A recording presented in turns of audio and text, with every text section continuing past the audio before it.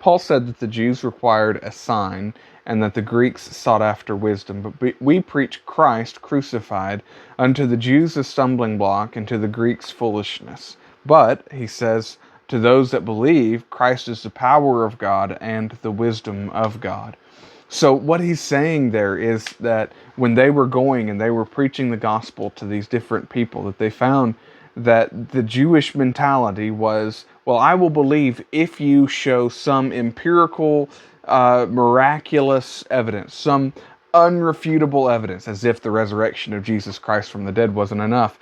But they said, we need a sign. We require some miracle. And there's a lot of people in the world like that today. I'd believe the Bible if such and such a thing happened miraculously in my life.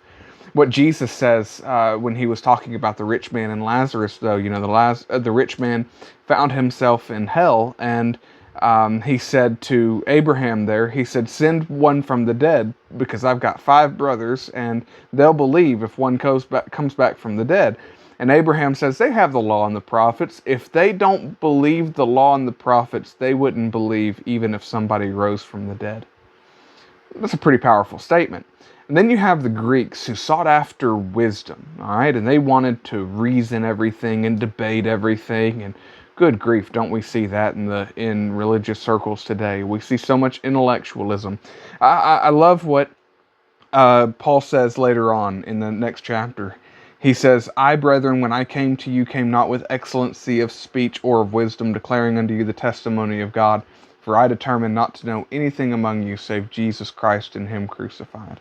And I am by no means saying that we shouldn't read or study, because once we come to a place of faith in Jesus Christ, we will find that he is, again, the power of God, those miraculous things we will be able to see, and then the wisdom of God, we'll be able to, understand the truth of Scripture and whatnot.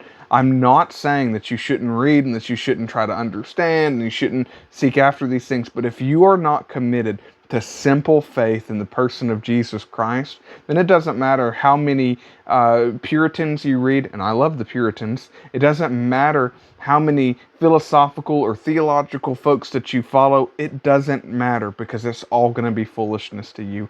It all begins at simple faith in the person of Jesus Christ and what he has done. So anyway, hope you believe today.